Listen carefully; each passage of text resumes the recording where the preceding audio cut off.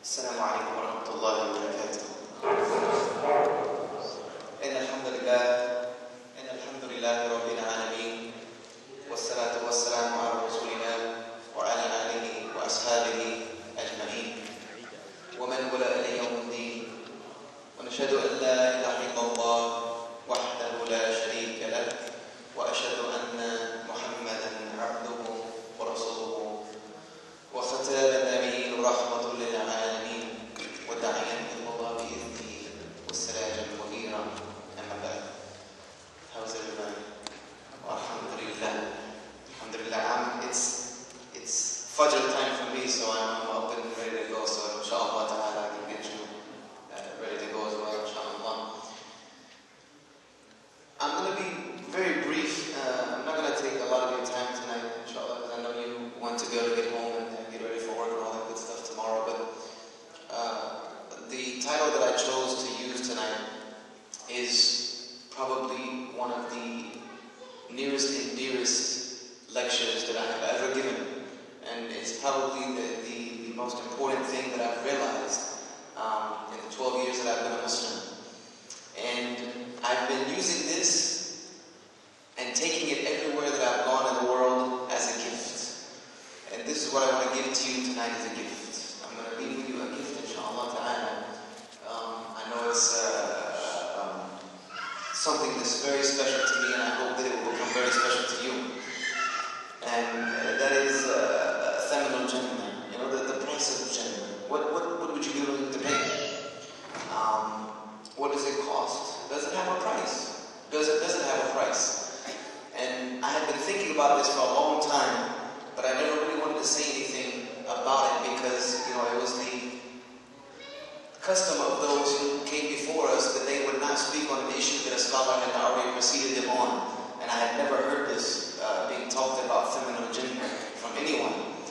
So I was very wary to speak about this until finally one day, alhamdulillah, I got a very obscure tape from Sheikh Al-Albani rahimahullah ta'ala, where he actually spoke about this topic. So I feel a little bit more breathing room, alhamdulillah.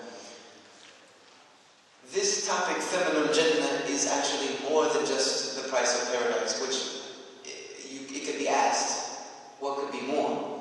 And by the way, I hope you understand my lazy American tongue. Americans don't really understand me anyway. My accent is very messed up, so hopefully you get everything, inshallah. That's how important it is. But it's more than just the price of paradise. When you want to ask yourself, what could be more than the price of paradise? Could there be any greater gift than Jannah? Could there be any greater gift than Jannah?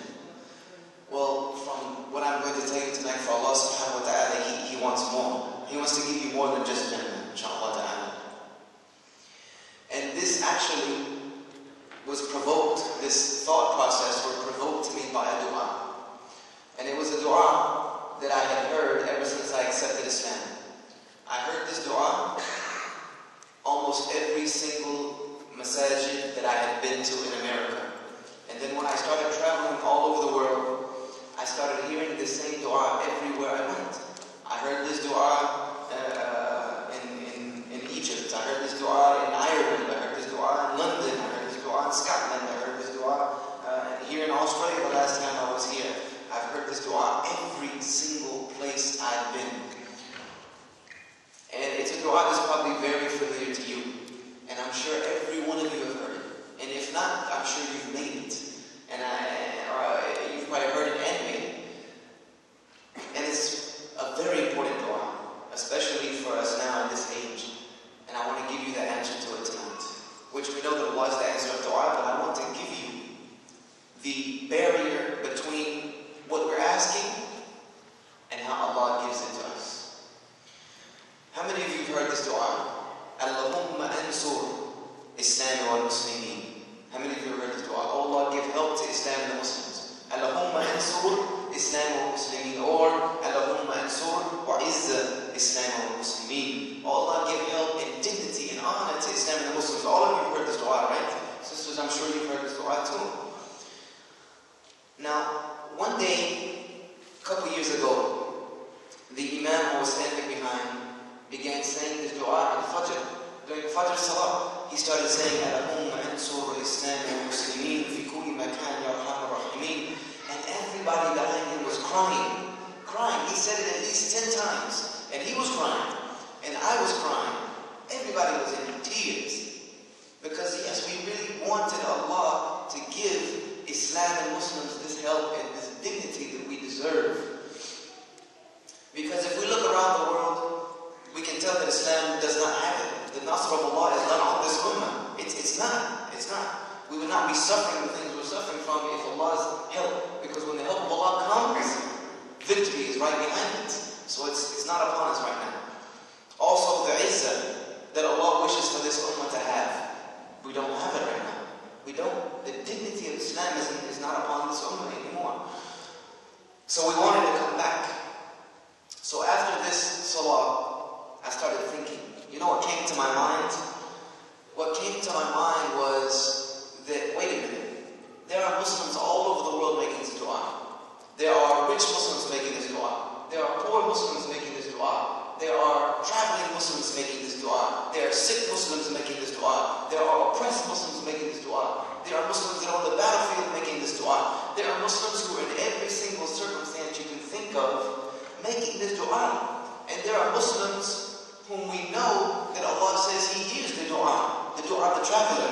And there are travelers making this dua. The dua of the oppressed. There are the oppressed making this dua. The dua of the parents for the children. This dua is being made.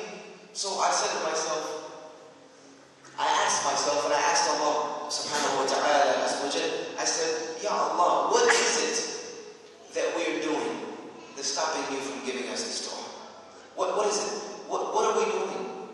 What are we doing that you dislike so much that you are not going to be willing to answer this dua for us as a whole? Or what is it that we are not doing? What are we not doing that you want us to do that is preventing us from this dua? Please, I want to know, what can we do or what can we stop doing? Because I already know that if Allah is not answering this dua that is being made by so many people, there has to be a reason. There is a reason that there has to be, because Allah is Sami'ul Dua. He's the one who hears dua. He answers it. So I was thinking like this for a few days. And a couple of days later, we were sitting after Fajr again, and we were reading through the Quran, doing some correcting of my recitation, which is terrible anyway, but we started to read Surah Al-Saf. The Imam started to go over Surah Al-Saf with me, and it's a surah that I had already memorized. I know it by heart. But when we got to Ayat 10 that day, that morning when we got to verse 10, verse 11, verse 12, and verse 13, it clicked for me that this was what I had asked Allah for. This was the answer. And actually it was so simple, because I was thinking, that this must be a very complex answer. Because the Ummah has complex problems. We have complex issues. I said the answer to this is probably like scientific. I probably need to ask about a 30 shield to get the answer to this question. SubhanAllah, this is why Allah is Rabbil Alameen. He made the answer to this dua so simple that He wants everyone to have it. This is why I consider it a gift that I want to leave with you, because it's simple. It's very simple. But unfortunately, let me tell you something about us. We live in 2010, right? MashaAllah. We have so much technology. So much. I don't know about here in Australia, because I can't even get an email to download. You guys, the internet is, I don't want to say it's slow, but it's there. Inshallah, we'll help you out next time I come back. Maybe I'll drag some broadband cable from the States. But we have so much technology, so much advancements in science and mathematics and all of this, that when we have a problem, we generally think that we need some advanced solution, some advanced calculated formula. When it comes to Allah subhanahu wa ta'ala and how He deals with His creation, I don't care how complex your problems become.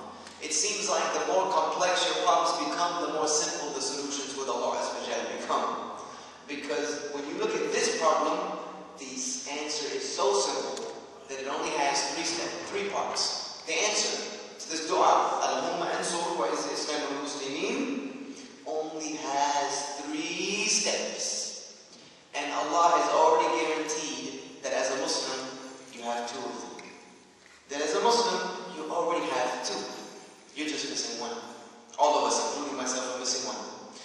the gift I give to you today, inshallah ta'ala.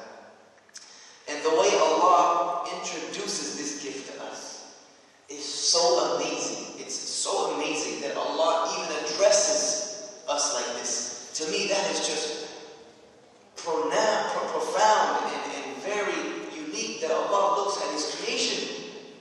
Allah looks at His creation and says to them, يَا أَيُّهَا الَّذِينَ آمَنُوا هَلْ أَدُلُّكُمْ عَلَى تِجَارَةٍ تُنْجِيكُم مِّنْ عَذَابٍ أَلِيمٍ. SubhanAllah, Allah, the creator of everything that exists, the owner of the great throne, the master of the day of judgment, says to us, O you who believe, can I show you a transaction, a trade, a business, a dealing that you can get into with me that will prevent me from having to punish you? SubhanAllah. We really, sometimes I just want to think to myself, we do not deserve this type of address from Allah subhanahu wa ta'ala. But He looks at us this way and He says, oh, you who believe, can I show you something that will prevent me from having to punish you? Now, what is the answer to this question? I mean, if I walked up to you with a baseball bat in the streets and said, hey, you want me to show you something that you can do for me that will prevent me from having to smash you over the head with this bat? How many people are going to be like, no, go ahead, right here, I'll take it. Go ahead, it's alright, hit me. How many of you are going to say, no, you know what's Allah? That Jahannam thing, it doesn't seem too bad. I can deal with it. We live in Australia, man. The sun here will burn you to death. I'll take it. Jahannam's not that bad. How many of you would say that? How many of you are just like, okay, no, we don't need it. Allah, just give us the punishment. If you do, then of course we need to get you some psychological counseling because you've lost your mind. So Allah already knows the answer to the question that He's asked. He already knows. So why did He ask it? Why did Allah ask the question? According to most mufassirs in the Quran, that Allah addresses us in terminology like this to catch your attention. To really, really pull at your attention. To pull at your heart. To pull at your soul, at your conscience. To get you to really pay attention to what follows after it. And we know that Abdullah ibn Abbas and Ibn Mas'ud, they both said that whenever you see Ya ayyuha alladhina amanu in the Quran, anywhere, that you really need to pay attention because Allah is bringing you something of benefit or warning you of something that you need to stay away from. So pay attention. And this one is way up there on the list of what you need to pay attention to. Allah says, I want to get a painful punishment away from you.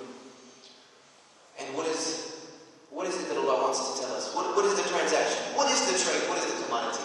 It's three things. And I divide them into two parts. One of them is called, I like to call the inactive ingredients to the formula. Inactive ingredients. And the other ones are called, the other one is the active ingredients. If you go to the pharmacy and you get medication, and you look at the back of the medication, what is on the back? You have two sets of ingredients, correct? Right? So, you have active and inactive ingredients. Now, there are inactive ingredients that are a bunch of compounds that make up the formula.